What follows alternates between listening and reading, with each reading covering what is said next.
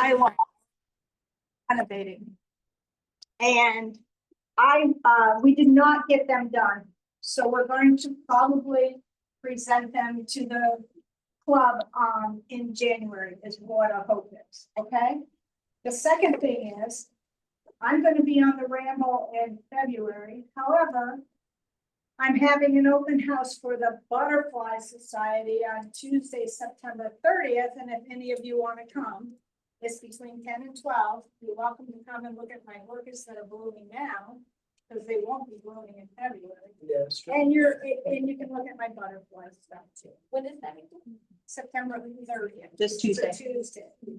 Okay, so tonight we have a wonderful speaker. He is a friend of our society. He's been involved with us for 20 years. He used to be a vendor at our orchid shows. He's so busy now, though.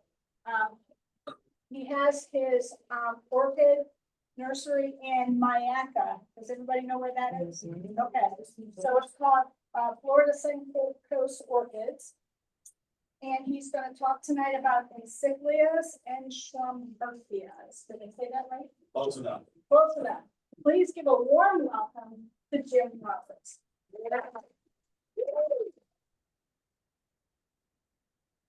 Hello, everyone. Thank you for coming tonight. It's really great to see a good crowd out. Can we douse the lights? Because it'll be better. You don't have to look at me that way. But you will have to look up here. Guess what I found? I found my clicker. Yay. If you want to, yeah, let me just pop that in there because she's all ready to go. Let's light back up. Can we have lights back up just for 1 second? Just I'm gonna make life easier, hopefully. I need to open. Okay. I'll see.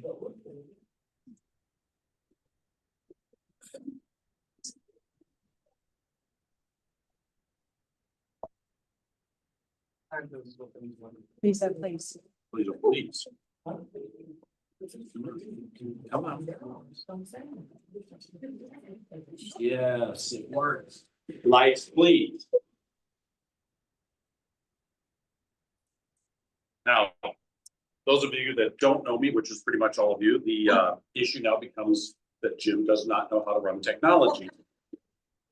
You're not There we are. alone, Jim. There we are. Okay, lights can go off again. You're not alone. Thank you.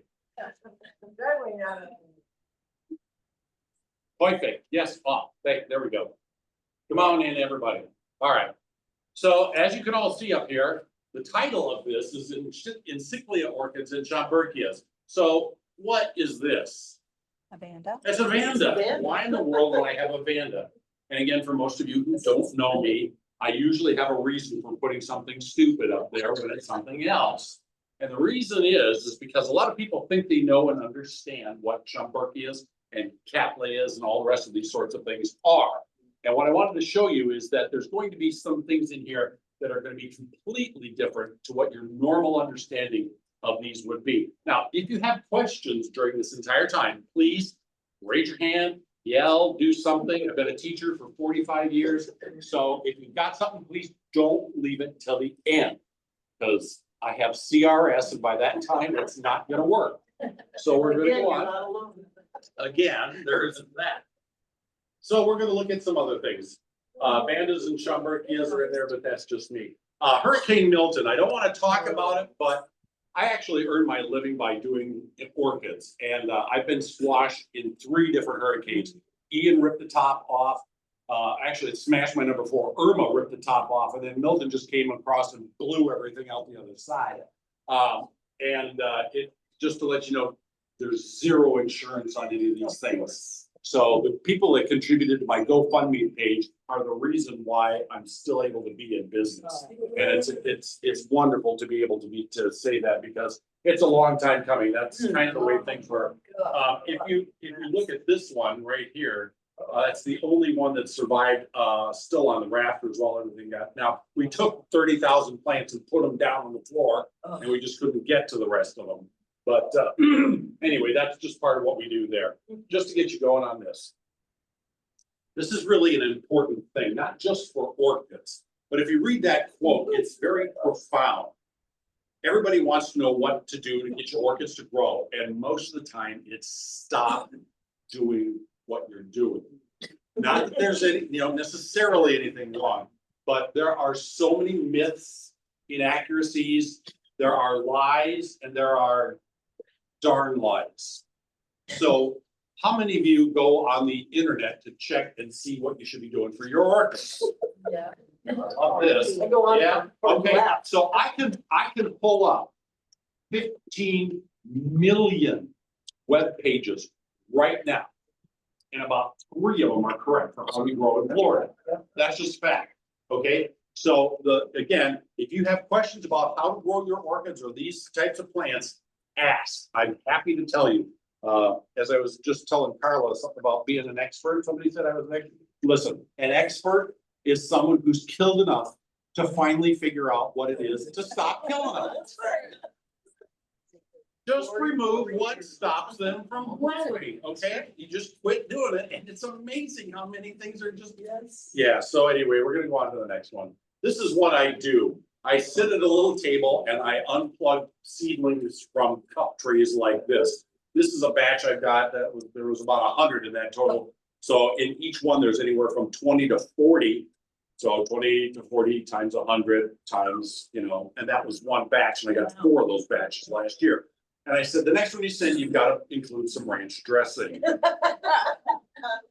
We're gonna go into some species here now. A species, if you don't know, a species is something that God made, put in the jungle or wherever that particular orchid grows. And it's over time, may or may not have ingressed or done something else with other orchids. But Encyclia orchid, and this is, I'm sorry, it's a little bit far away. This is Encyclia phoenicia. I'll go into that a little bit later. The flowers are lovely, but the thing that's really particularly nice about this orchid as an Encyclia is that it grows in Florida full heat. It'll take full morning sun. And the even better part about it is it really honestly smells like real chocolate. Not the Sherry Baby, but the real chocolate. And there's, of course, no calories with that. So we've got Plicata, which is another plant that's similar to that Encyclia. Randii, that comes from South America. Why do I look at these sorts of things? My life in the last 25 years, I've been growing orchids now for 405 years. And that time has taught me a lot of different things. One of them is that I really enjoy the Encyclias and Schomburghia because they'll take the conditions of Florida. I've been growing down here commercially almost 25 years. Various other parts of the world. I grew in Minnesota, I grew in the Caribbean, I've grown in Europe, I've been with the growers as been doing stuff in Hawaii. I've seen all the places, I've been in most of the major jungles in the world, but I like Florida and I live here. So my goal is to make things that will help you guys have an easier time growing the plants. If you just stop what keeps them from flowering. They have got flowers galore, and 20 to 50 is not unusual. I've got a hybrid of an Encyclia in my greenhouse right now that has 125 flowers on 10 stems. Do the math. 1,200 flowers. You can do this. This is not an impossibility. It's got a good history, and it may have dominance and recessiveness in the flower patterns. Now, going back to the Phoenicia, there's 2 different forms that are generally accepted. And the reason that they're different is because of their shape. And if you notice, it's got a real heavy kink in that lip, whereas this one is nice and full. We call this the tress of the lip. That's like her tresses or her dress. And they both smell like chocolate, but the Cuban form is hiding somebody in its background because over time, and we're talking centuries probably, other orchids have been hybridized because bees and hummingbirds and bugs really can't tell the difference and they don't care. They're going from one to the other and you get cross-pollination. And that works with orchids. Orchids is one of the few things that you can take an elephant, you can cross it with a mouse and you get something that works. Not always good for the elephant or the mouse, but we still try these things anyway. Lots of different color forms on this one. Orchid Jungle is a hybrid between 2 Encyclias, Alata and Phoenicia. Both have enormous flower spikes and the plants are reasonable. So a pseudobulb on one of these, if it's grown well, is probably can fit fairly easy inside my hand and the leaves will come out like this. So you have a plant that will do nicely in a 6 or 8 inch pot and will stay that way. But when it flowers midsummer, the flowers are up here and there's 100 of them. Now, it doesn't happen overnight. You have to grow them that way. And this is an orchid jungle that got awarded. Had a few flowers on it. You can see the lovely color shape. It takes a little bit more after the Alana, which I didn't include in here. That one is a little bit nicer with that shape and form. And one of the telltale characteristics is the side column right here. We call these side lobes. And they're very indicative that they're a hybrid. So is this. You can see the many different characteristics on there. If you get close up, that's what it looks like there. Orchid Jungle, Myakka City, had about 400, almost 500 flowers on it at one time. It's in a clay pot, a shallow 12-pan clay pot. And it was called Higher Standard. And that's my higher standard there. When it was awarded, it only had a couple hundred flowers on it. So, because are there any AOS judges in here tonight? Anyone? Anyone? No? Oh, thank God. All right. Now I can talk freely. So when this got awarded, they went, well, that's all right. We'll give it an ACC, but you really want to give it a, to give it, yeah, probably bring it back when it's got 1,000 flowers on it. Oh, my goodness. Honest to God truth. Oh. Past president of the American Orchid Society told me that to my face. So I called them up last month and I said, I have the plant now and it's got almost 2,000 flowers. Wow. So it can be done, and it's got, the fragrance is amazing. Things can be done like that. This is Aspera, it comes from the Andes. It was first, and this is another thing I wanted to point out, 1831. Anybody remember 1831? No. I almost do, I feel like that sometimes. It's an intermediate sized plant, it's got flowers on it, it's wonderful, it's easy to grow, it's different. When I first got into growing orchids, and I thought this was a long time ago, and it was in Minnesota where I first really got started.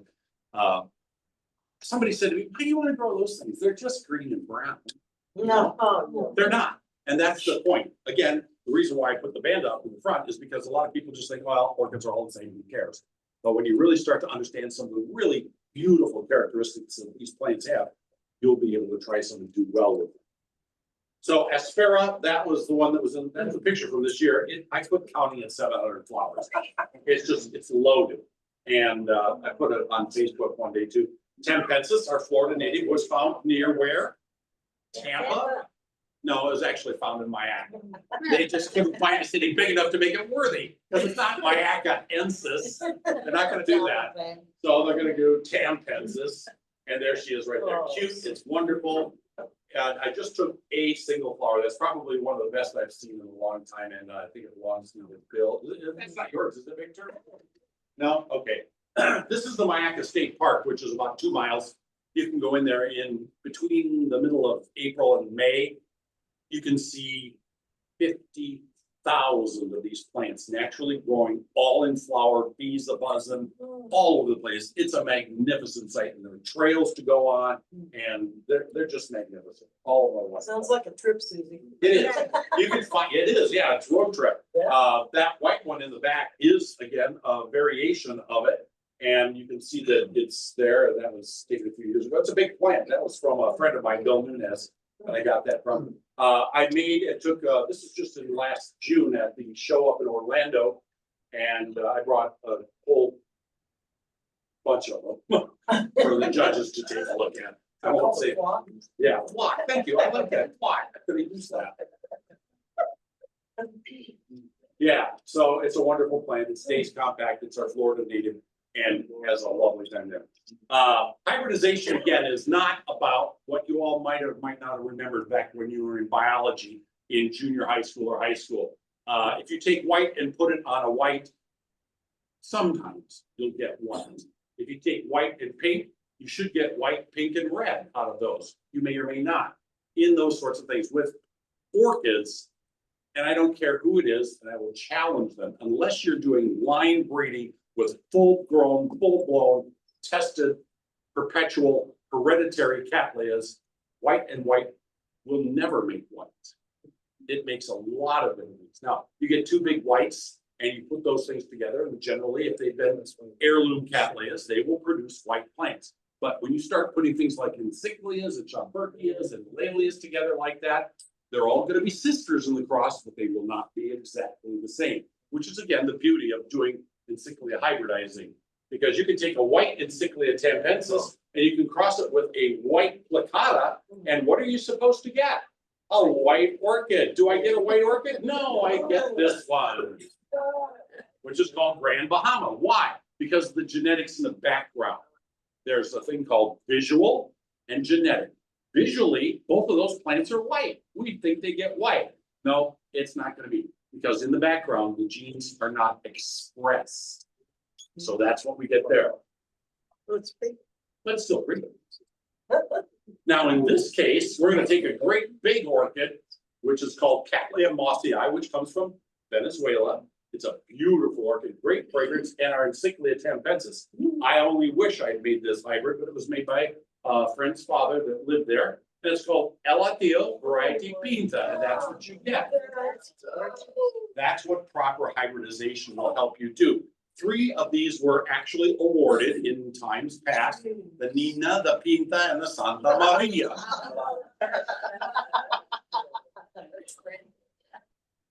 And that's my kid when he was a lot younger, when we used to grow a bunch of them. Then we ran out and he said, I called all my vendor friends. No, we don't grow that anymore. No. If you want them, you're going to have to get them. We go, I have 1 plant. What am I going to do with 1?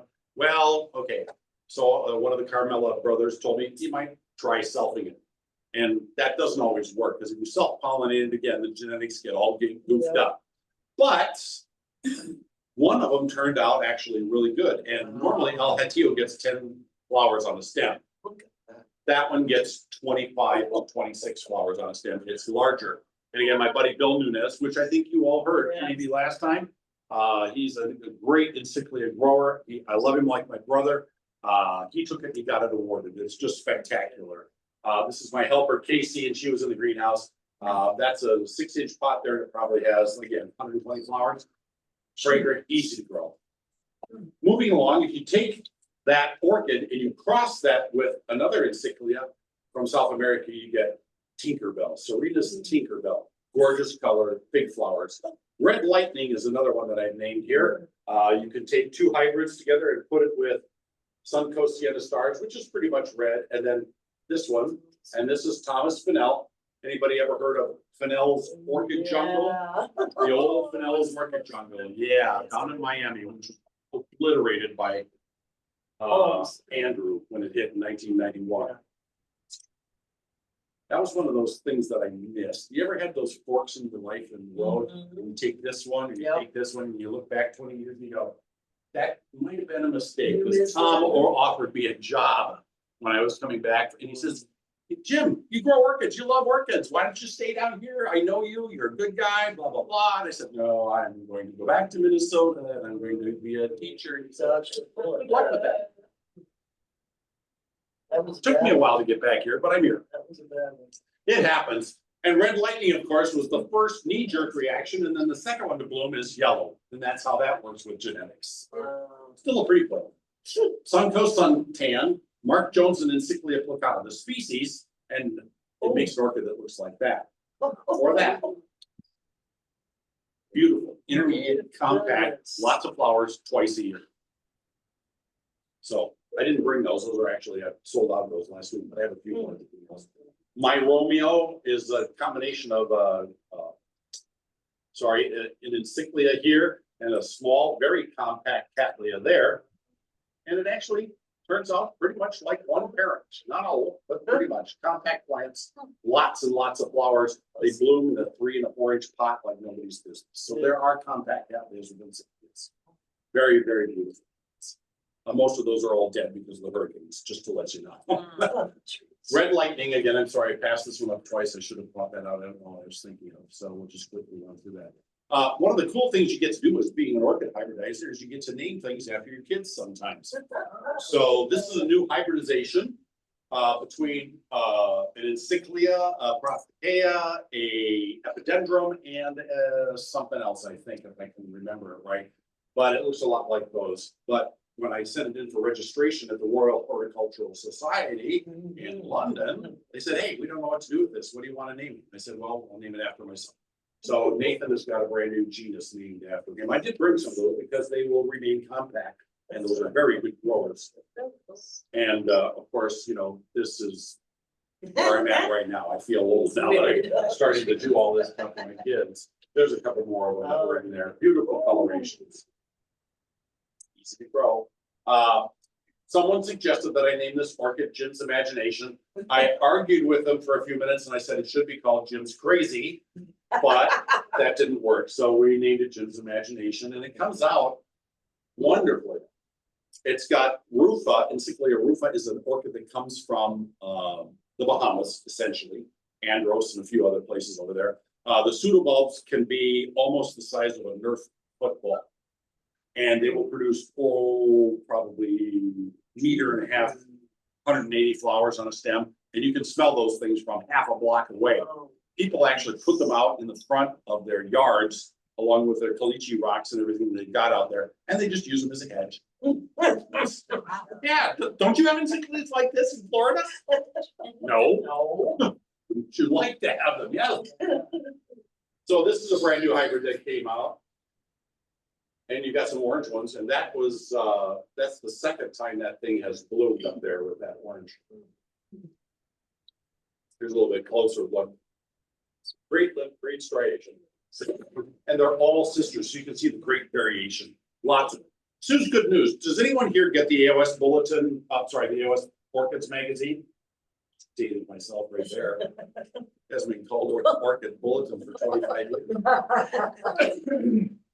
Sue is like my sister. She is a brilliant writer. She grows orchids exceptionally well. And I gave her an orchid one day, and about 6 months later, she calls back up and, hey, I got good news. That orchid thing you gave me flowered. And she sent me a picture. I said, I'm going to call it Sue's Good News. Oh, that's great. By the way, she's in St. Augustine.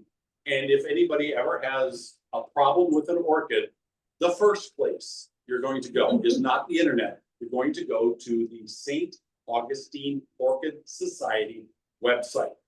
It is the premier site in the world. I'm not, well, I might be exaggerating a little bit, okay? But the amount of information which is accurate is staggering.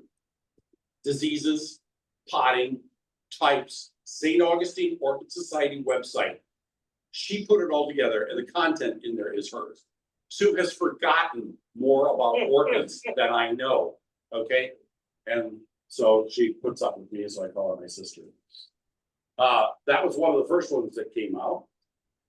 And here's another one that came out. And then there's another one that came out. But the one we cloned is this. Oh, my. And that's over here tonight too. I have that available. It gets 15 to 20 flowers per stem, blooms twice a year, smells awesome. Just don't overwater it, that's all, otherwise they rot. I like to joke and have fun with my orchids, okay? So the first one that can properly tell me the name out loud of this orchid, which is registered as this. Anybody want to venture a guess? Oh, come on. It's far easier. If you say it out loud, it goes like this. C, D, B, okay? D, B, S, A, B, Z, B. See the bee? The bee is a busy bee. It is registered just like that at RHS. Gosh. It gets fairly large. Just. This also blooms in a 3-inch pot. And I have 3-inch pots over here too. It's a wonderful plant. Fragrance is amazing. If you grow it right, it doesn't always do it for me, but it will bloom twice a year, early, real early summer, and sometimes if it's growing well, about this time of year as well. My mother plant is in bloom. Dick Pippin SunCoast. I have a story for everything, and it's all about people. Because frankly, I couldn't care less about the orchids. It's about the people. And this is really where my heart is. It's why I hybridize orchids, because I mean, I love doing it and it's a passion of mine. But if you can grow an orchid well that I've made, then I've done my job. Because it's all about that. If I make crappy hybrids that'll never grow, who cares? Okay, so if you get good plants. So Dick Pippin is a friend of mine, and he was down in Naples, past president of the Orchid Society down there. I think Dick is still around. He's probably about give or take 116, 118. Good man, I can rip him anytime I want to. Comes into my greenhouse, he goes, Jim, I don't have anything that's in flower and I don't have anything new. You got all these new seedlings. I said, yeah, I got some new stuff. He goes, well, give me something. And I go, okay, it takes 3 of this particular orchid hybrid. And, you know, some of them were coming out different colors and things like that. And I'll be doggone. I said, it'll be at least a year and a half before those blooms. He calls me up 3 months later, says, hey, I flowered your orchid. And I went, okay, it's yours. So Dick Pippin's SunCoast. That's another one out there. We cloned that one. That was called Cute to Boot. But the one that made the big splash is Lemon Yum Yums, Dick Pippin variety of Lemon Yum Yums, and that is its name. It has an FCC, a CCE, and a blah, blah, blah, blah, blah, blah. It smells exactly like lemon cupcakes. Oh my God. Blooms twice a year, stays compact, gorgeous one. They get big. You think? That's Encyclia rufa, which comes from Venezuela, by Profusa. Profusa comes from Venezuela. Rufa comes from the Bahamas. That's Karen. She's down in Naples. She's a friend of mine too. She's dwarfed by one. This actually got an AQ. A couple of them have gotten high AMs. Again, the fragrance is overwhelming because that's really important to me. I don't want orchids to go the way of roses, which, you know, anytime you buy a dozen roses, they smell like plastic. Yeah. So, but I get it. That's what they did. I have a question. Yes, ma'am. And remember, I only have 6 orchids, so dumb question for everybody. But the scent, does that change as you're doing hybrids, or does the scent, like, where does it take a scent from? First person that's actually ever asked a question about fragrance. Well done. Very good. Yeah, fragrance is one of the most elusive things in orchid breeding. It doesn't follow any patterns. And again, anybody who says absolutely, I can say this for sure. 90%, if you are doing it correctly, will have fragrance. What that fragrance is going to be is entirely, you know, there are fragrances that, let's just say, they smell good or they smell not so good. Sometimes, like with bulbophyllums and things like that. So you're not only making a whole new flower, Yes, you're ma'am. making a whole new fragrance. Absolutely, Right? because again, we used to think that genetics for color was 2 things that operated. We now know that there's at least 12, and 12 on the genetic chain has 100 different combinations on each one. So mathematically, the ability to rearrange and reorient on the alleles of these is limitless. It's limitless, which is also really cool. Yeah. Wow. Life is like a box of chocolates. Well, here I am. So Yamadara Midnight Magenta. I did not make this orchid. It is drop dead gorgeous. I brought her here tonight because she just happens to be in flower. It's the first really blood red Encyclia orchid that's ever been made. I gave this seedling away to someone and they nearly killed it. And then they gave it back to me and said, I'm so sorry. And I said, so am I. Grew it out of it, tested it, and it's completely virus clean, everything else goes along with it. So upon talking to a few friends, they said, please clone it. And I did. I've got a few of them here tonight. But it blooms twice a year. It has a nice fragrance in the morning, and it does look exactly like that. Just beautiful plant. And in Treasure and Tom Fennell, you can get something that looks like that. Oh, goodness. Again, the genetics are just wonderful. We're going to talk about Schomburghias now a little bit. Does anybody grow a Schomburghia plant? I tried. Okay, so Schomburghias generally are shied away from because they're huge. And for most of the species, they are. Tibacinus, Splendida, they come from South Mexico all the way down into South America. And some of them are compact, like the ones that come from the Cayman Islands. You can get a full-size plant like this, and it puts out a spike with 30 flowers. It's amazing. You can get the ones that come from Belize that are, well, the pseudobulbs are probably about like this. You can use them for a baseball bat, and they have a spike that is 8 to 12 feet long. Okay, and you get about 25 or 30 flowers on the end. Well, that's not always convenient for everybody, so they're definitely not windowsill growers. Here's one, and we'll just go quickly through these. This is Bryciana, the species. This is Albo Purpurea from Cayman. This one is Aria from Cayman. And that is Superbians from Mexico. And this one is Talqua from Colombia. Had to stop and think there for a moment. And that's Albo Purpurea.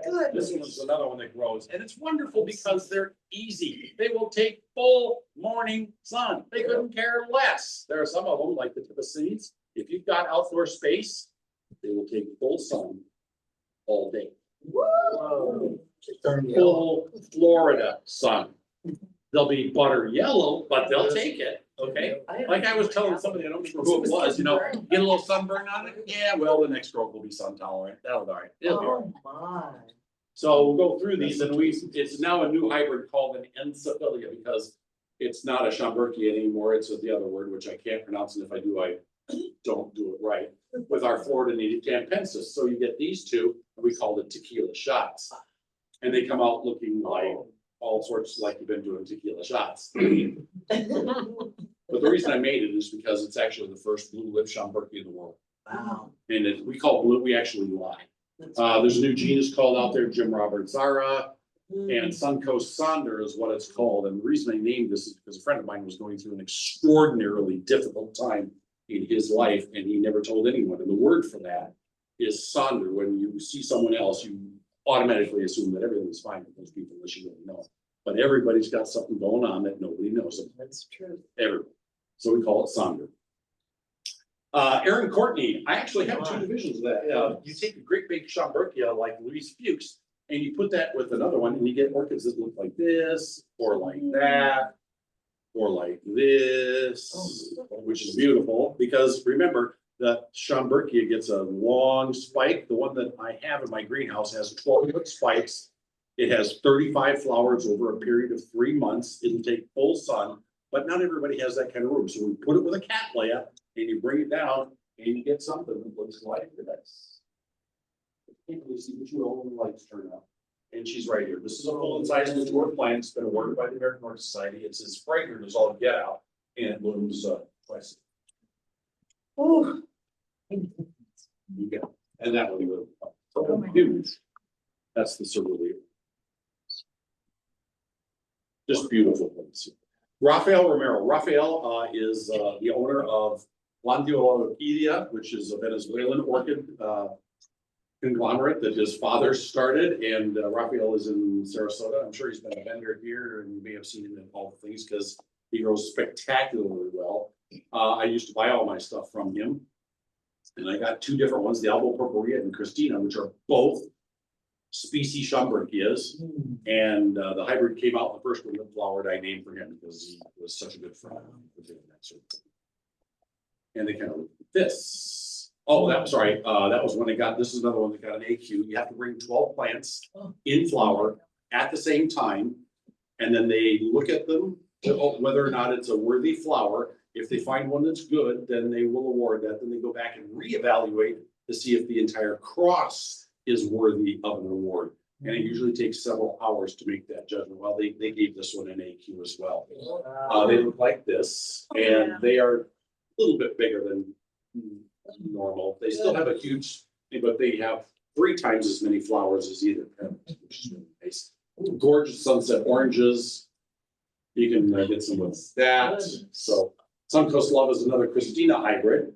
The left one is Wine-Eye Leopard, which if you don't have Wine-Eye Leopard in your collection, you should get one. It is a spectacularly fragrant and beautiful plant. It just is tough as nails. And again, providing that you don't overwater. Now, I know almost all of you, I'm sure, grow outside. And when you grow outside, watering is a concern. And that's one of the things that you have to be aware of, that when there's a lot of water, then the possibility of rot comes into it. And I guarantee you, cinnamon will do nothing for you. So all your myths about cinnamon, and if you want to tar and feather me and shoot me out the door, I'm ready to go. I paid 2 universities, Southern California and Ohio State. It cost me a pretty penny, and I had PhD students doing it. And cinnamon is great on your oatmeal or grits in the morning. Okay, it doesn't do a lot else than that. If you wanna do something, the thing that's beneficial in the cinnamon is it will dry things out. Now, if you read the literature and you go into the science about it, if you can take a tree that is a cinnamon tree and you can peel the fresh bark off of that, it's got great antiseptic properties. It really does. Has medicinal value. But you take McCormick's off the shelf at Publix, It's not cinnamon. not so much. It's not cinnamon. It's fake. That was my little, I get off my soapbox. SunCoast Love, here's our different ones here. Beautiful, gorgeous plants.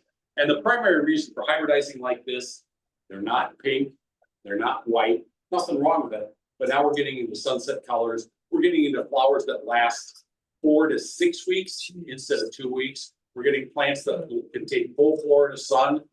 And we get things that look like this. Or that.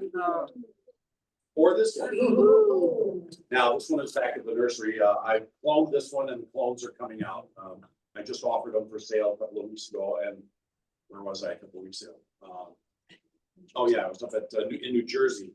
I drove up to New Jersey for Waldorf Orchids open house. Wonderful, wonderful people up there. Pink Passion. Good.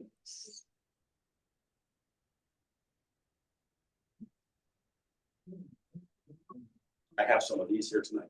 This is a Schomburghia hybrid, again with a cattleya. The nice thing about this one, the plant itself doesn't get any bigger than this, but it's robust. It's a stout little guy. You'll get pseudobulbs that are about like this and like this. And then it gets 18 flowers off the end. Oh my Like that. goodness. And it's a wonderful plant. It's just a wonderful plant. Jim, I got a question. Yes, sir. Oriane, Yeah. chromosome count of that. I have no idea. And I've used it several times. And as a parent, it's not that great. But when I put it with that Schomburghia, to be fair, the Lorian that I use, variety Paradise, isn't. It's variety Paradise whacked out clone. Because genetically, there's something a little bit different with that girl. And she's just a little bit left of center, so. I'm sorry, I'm sorry. It's different, okay? It's all right, it's all good, but it just happened to go, you know what, I think you're gonna produce something decent. And that's literally what I thought to myself, put it with that Schomburghia and boom, it made one of the best hybrids I've ever Is that seen. the same plant you used to cross on that lot, Joe? You know, that was Paradise the regular. Big Passion, there we go. My goodness. Look at the size That's of the this second, I'm flower. sorry, I just lied. That's the third time it bloomed since a year ago. 3 times in the, now that's unusual and it's in my greenhouse. Not everybody's gonna get the same result. Your results may vary.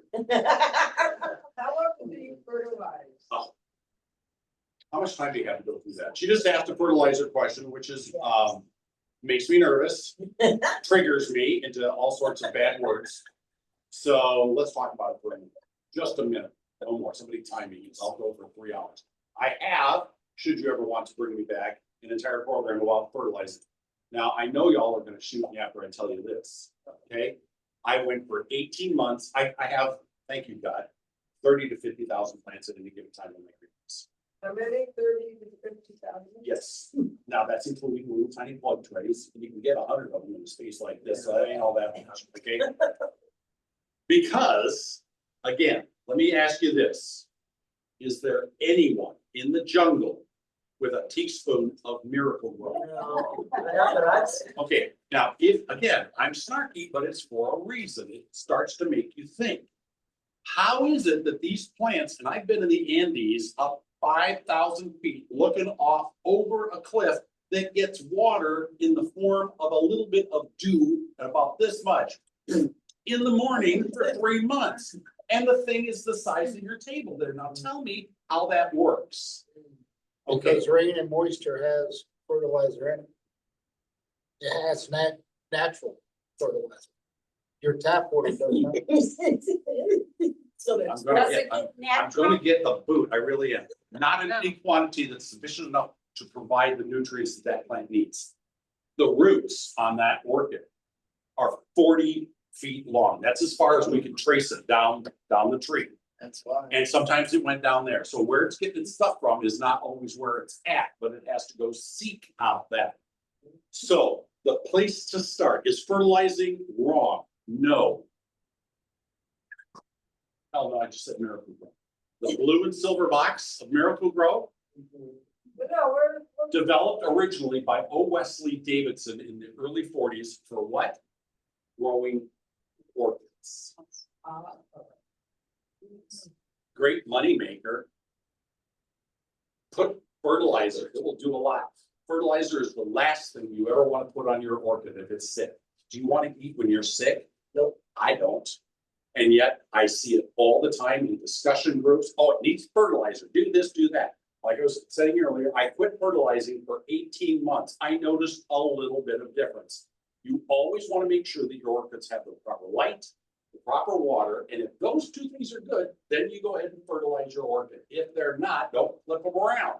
Because if you're trying to pour something that you think is going to help them onto a sick plant, the light and the water is not going to make a bit of difference and you're going to kill your plant, okay? And the amount of water and fertilizer that you do use, even if you're using it at a rate of a quarter teaspoon in a gallon, which is generally recommended, that's fine. 80% of that is wasted. If you were, I grew up in farm country up in Minnesota. 5,000-6,000 acres of corn, as far as you could see. My brother-in-law used to have a farm and he grew corn and beans. I was a kid growing up and we would be out there at 6 o'clock in the morning, walking the bean fields, doing all this stuff, getting rid of it. And the fertilizer that they used was just a massive amount. Because your corn plant will grow from this big to harvest in 96 days. It's got to have all those nutrients together. Remember those big plants I was talking about up in the Andes Mountains? You know how long they've been there? Nobody could remember. It had always been there. So we're not talking about days or weeks or months. We're talking about all this. And the fertilizer comes in such small amounts, but over long periods of time. Long, we're talking decades. And that's what we don't want to deal with. So we're going to add fertilizer to increase the growth. We're going to add fertilizer because we want it like McDonald's. That thing should have been blooming. Sometimes it'll work, sometimes not. The thing to remember is light first, water. You can interchange those as necessary. But then the third thing is fertilizer after that. It doesn't matter which one, as long as it's a balanced fertilizer, they're all pretty much the same. Don't get whacked out with some special stuff unless you're like me or Bill or Victor, and we spend days thinking about different ways to improve stuff. And we do it, it's all legitimate, it's all fine. 95% of it isn't gonna matter if the pill beans to the rest of you. You're not gonna switch. Certain fertilizers work better in certain waters. That's the truth. But again, go back to the basics. It's really a lot more easy. Indigo Nights, another great new, brand new type of orchid that has a blue lip on it, or it's a pink one. It's intermediate and compact, takes full morning sun. Carolyn Booker is a friend of mine. Again, she's down in Naples. That's Wine-Eyed Leopard and Albo Purpurea. Gorgeous combination. That's a close-up of that orchid, which is why everybody should have it. And it makes orchids like this. Sedona's Emerald. Now, what color is an emerald, generally speaking? Green. They're all green. Come on, work. There we go. Unless you do the genetics right, you get a yellow one. And this is called SunCoast Heliodor. Now, a Heliodor is a yellow emerald. That's why I named it that. It roughly gets like 1,000 flowers. But the flower spikes are about like this, and it gets 8 to 10 on a stem. And the flowers are literally about 6 inches across. It's a wonderful. That just got cloned. It's in the greenhouse in plug trays. It will be available in the coming years. Eva Kriesel, SunCoast Kiss. Yes, did I hear? Yeah, I had a question. Yes, How yes. old, go back to the emerald. Thing. How old is that plant on the See, right? and again, that's the thing. You see all these wonderful pictures. I get to stand up here and just give a lecture on plant. Right. Y'all have to grow up. Right. And that's the thing. It takes time. It just does. Right. And the wrong person in this room to be growing orchids over time is me. Because I have zero patience. Thank you, God, for doing this, because It's a lifelong learning curve. It is. And as soon as you think you got it all, there's 10 more things going, yeah, you know what, that's changed. So the answer to this question, I got this one probably about 8 years ago, down at Redland, so not that long. But again, I have a little bit of an advantage. I grow in a greenhouse, you know, it costs huge amounts of money to do all this stuff, but then you get great plants like this, so it's kind of a bit of a trade-off. Lovely red. Exaltata is a wonderful Schomburghia with lots of curlicues, and it makes orchids like that.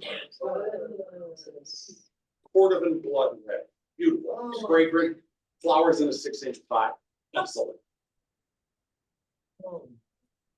Ruben Salida is a good friend of mine. He's not dead. His father died, and that's for his father. Elizabeth Palmer and Tibacinus cross, and you get this. And I brought these tonight. It gets big or bigger. Or really big. Yeah, I mean, that's almost the size of a golf cart. No. It's huge, but it's just loaded with orange flowers, and it blooms clockwork every year. Splendid allegory, again, using Splendida. That's a species here that comes from Colombia and Venezuela. And it produces interesting wavy like patterns on the sepals and gorgeous sunset colors as well. That was the one we kept. Oh. Ursula's gift, and I'm gonna wind down here with anything. Ursula was a person, and she's down here in Florida after coming from New Jersey. Smart. Was online, and I was communicating with her, and she had that gorgeous Schomburghia. In fact, the suburbians that was in the early pictures was hers. And I said, by chance, could I get some pollen from that? Because I do hybridize. Did you? Sure, no problem. When can you come get it? I went, I'm in Florida. Yeah. You're in New Jersey. She goes, well, I could. I went, wait, I think. So my buddy Monroe, who's the president of the Orchid Society in Sarasota, said, Jim, I have a house up in New Jersey, and I'm going back in a couple of weeks. Oh. Why don't I just, you know, and they live 2 blocks. Oh, geez. No way. 2 blocks. So he picks up the pollen, brings the pollen back, and we make the hybrid, and some of them came out like this, which is the one we cloned. And it's called Ursula's gift because she gave me the pollen. Monroe never got to see it because he was tragically killed in a car accident before he ever got to see the plant. But Monroe's wish is this. So it's a lovely plant. And you can see that, again, it's a huge Cattleya type flower. This was in bloom for 2.5 months. The flower spike was like this successively, and the flowers were 6 inches across. And it's in laboratory being cloned. So it's the last orchid I'm going to clone because I'm tired of getting my rear end kicked by hurricanes every other year. Hopefully this year will be all right, but it's now time to move and pass the baton on to other people. So if you have any questions about orchids in general, anything about fertilizer, growing them, you can come up and bother me here. We can turn the lights back on, but I just want to say thank you so much for allowing me to speak.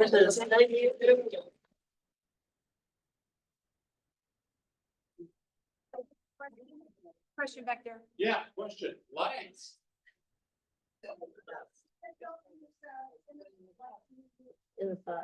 Another great question.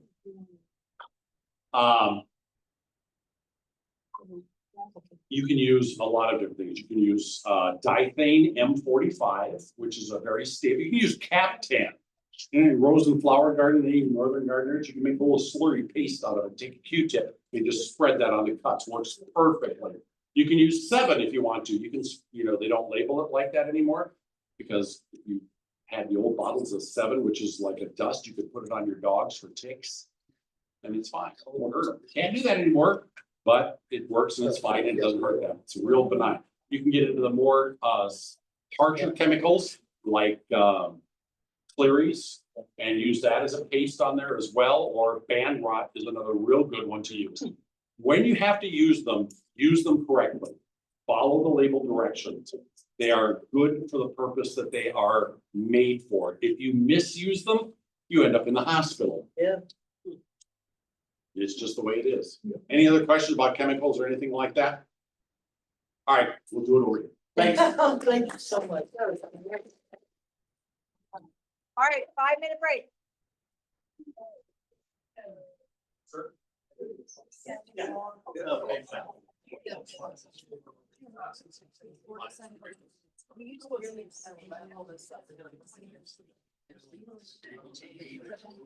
A lot of people would say they can't take.